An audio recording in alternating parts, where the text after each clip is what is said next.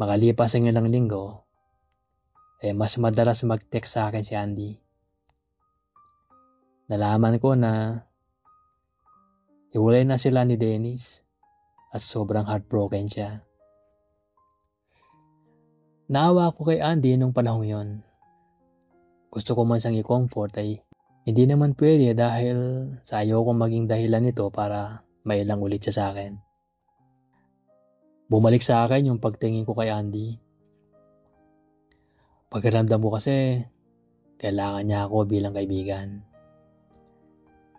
Hindi ko pinilit si Andy na mag-confide sa akin. Pero marunong ang tadhana. At nagkasabay kami minsan pa uwi at tinaya niya akong uminom. Uminom kaming dalawa at doon inamin sa akin ni Andy ang lahat. Awang-awa ako sa kanya nung mga oras na yon. Binigyan ko siya ng payo at sinabi ko sa kanya na gawin niya ang lahat para magkabalikan sila. Kahit natutulang puso ko dito. Sinigurado ko nung pauwi na kami na nakagaan ang loob ni Andy ang mga sinabi ko. Pero nang maghiwalay na kami, hinalikan niya ako sa labi at nagulat ako sa ginawa niya.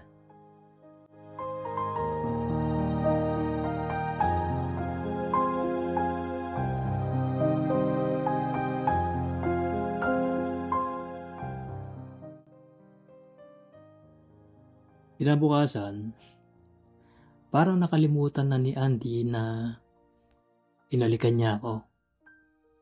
At tinaya niya kaming dalawa ni Ana na mag-lunch ng sabay-sabay. Madami kaming napag-usapang tatlo at isa na dito yung breakup nila ng partner niya.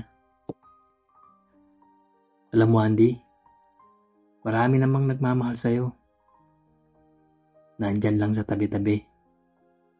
Ang sabi ni Ana at ngumiti siya. Tila pinaparinggan niya ako dahil alam niya na may gusto ako kay Andy noon. Sinipa ko siya ng mahina sa ilalim ng table at ngumiti siya sa akin. Hindi ito napansin ni Andy dahil nakatuon ang atensyon niya sa pagkain. Simula noon ay mas madalas nang mag-aya si Andy ng get-together at inuman naming magbabarkada. Dito ay napansin ko na parang mas naging clingy at affectionate siya sa akin. Kahit nasa text ay ganun din siya. Hindi ko naman ito binigyan ng pansin dahil magkaibigan kami.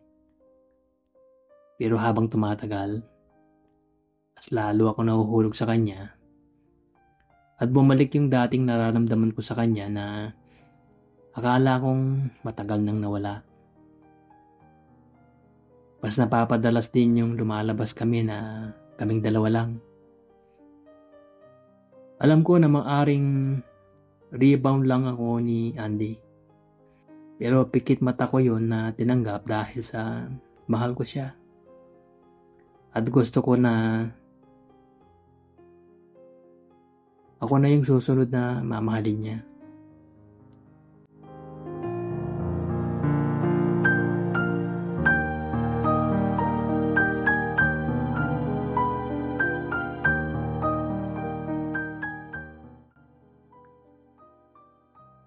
Minsan ay inaya ako ni Ruel na kumain sa labas at pumayag naman ako dito. Pero tinawagan ako ni Andy at inaya din niya ako nung araw na yon. Tutal sa gabi pa naman kami kakain na Ruel. Sumama muna ako kay Andy nung hapon. Dinala niya ako sa birthday ng kabarkada niya. Halos puro mga bay ang mga nandoon at halos lahat sila ay may partner. Maya-maya pa ay dumating si Dennis at tinakbayan ako ni Andy. Doon ko nalaman na ginagamit lang pala ako ni Andy. Nahiya ako sa ginawa ni Andy at napahiya ako sa harap ni Dennis. Hindi ako makakibo ng mga oras na yon. Nagpaalam ako na magsisiyar ako para makaalis sa awkward na pagkakataong yon. Pagdating ko sa CR, naiyak ako sa nangyari. Pero kinalma ko ang sarili ko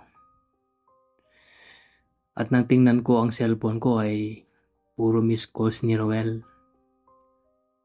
Nawala sa isip ko na magkikita kami. Pagbukas ko ng pinto ay nandoon si Dennis at kinausap niya ako. Sorry Matt, hindi mo kailangan pagdaanan to. Alam ko ang nararamdaman mo. Sorry, nadamay ka pa. Ang sabi sa akin ni Dennis at hindi ako nakakibo kagad. Bigyan mo ang sarili mo ng respeto. Alam mo kung paano ka makakaalis sa ganito. Save yourself. Ang pahabol niyang sabi sa akin. Salamat sa concern. Nasabi ko sa kanya at tinapik ko siya sa braso.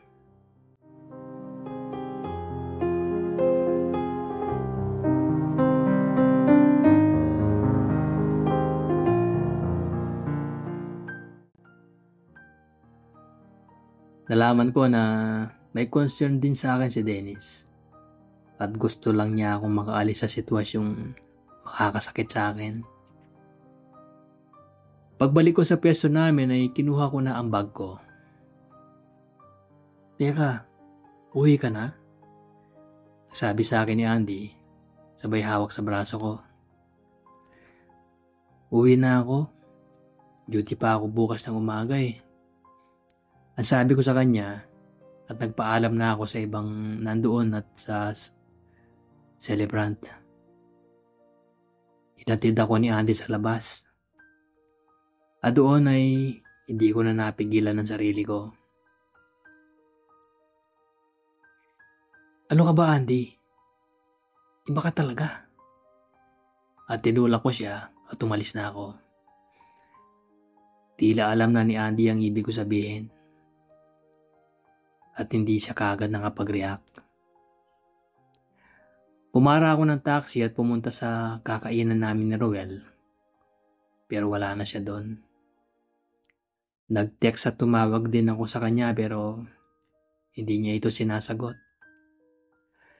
Hindi ko din naman masisisi kung magalit man siya sa akin dahil hindi ako nakatupad sa usapan namin. Kinabukasan ay tinext ko si Roel na magkita kami sa McDo. Sumipot naman siya at nagsorry ako sa hindi ko pagsipot ng usapan namin. Doon ko din inabot ang regalo ko sa kanya nung birthday niya. Ito nga pala yung gift ko. Late na pero para sa'yo at peace offering na rin. Sorry ha. Ang sabi ko sa kanya at kumiti siya. Binuksan niya ang regalo ko. Isa itong bangle na parang may kamay na magkahawak. Ayan, holding hands yan. Sabi ko sa kanya, at doon ay naramdaman ko na nawala na ang inis niya sa akin. Katapos namin kumain ay umuwi na kami dahil kinabukasan ay i-admit uli siya dahil sa chemotherapy niya.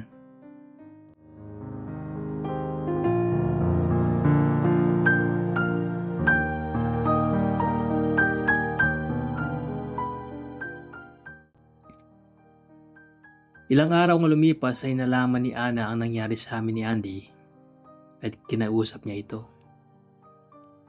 Si Ana na din ang nag-set ng date para makapag-usap kami ng personal. Dito ay nagsorry sa akin si Andy at tinanggap ko din naman.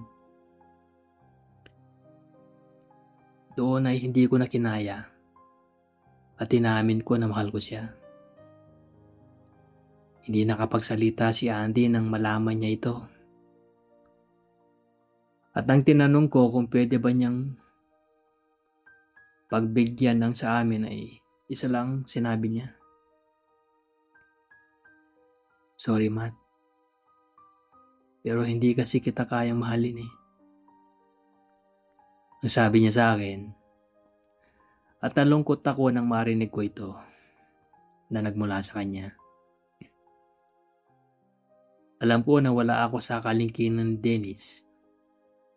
Pero alam ko sa sarili ko na kaya ko din siyang pasayahin. Pero nabigo ako dito at tinanggap ko ito. Kahit na masakit, wala naman ako ibang choice kundi mag-move on.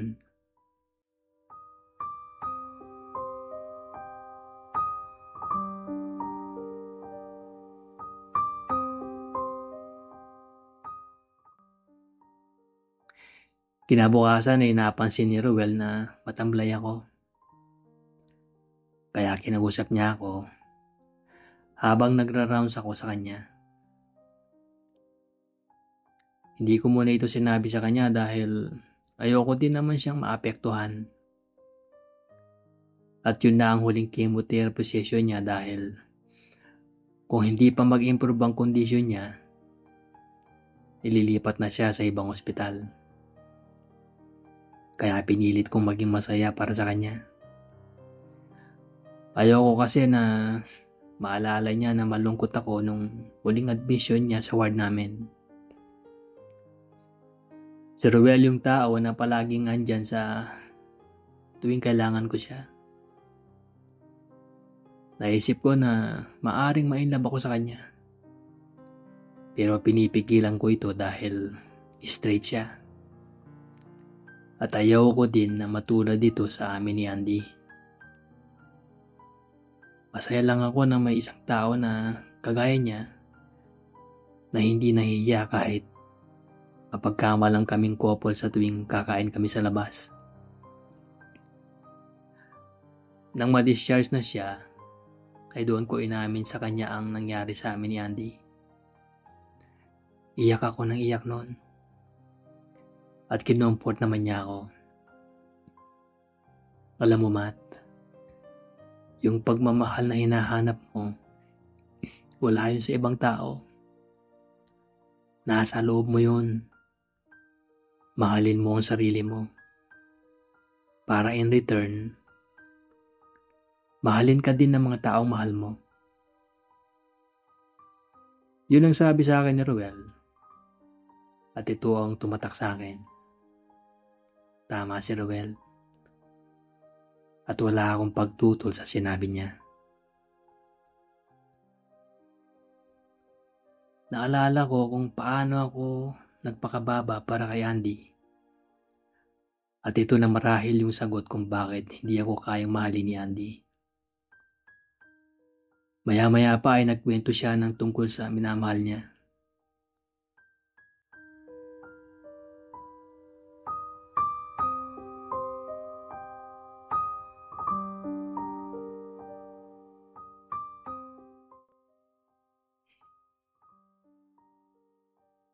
May girlfriend ako dati. Nung malaman ko na may liver cancer ako, pinalam ko ito sa kanya. Umiyak siya ng umiyak. Tapos naging malamig na siya sa akin. Katapos ng isang buwan, nakipag-break siya sa akin. Hindi daw niya kasi kaya na maiwan mag-isa. Hindi man lang niya ako pinanindigan na gagaling ako sa sakit ko.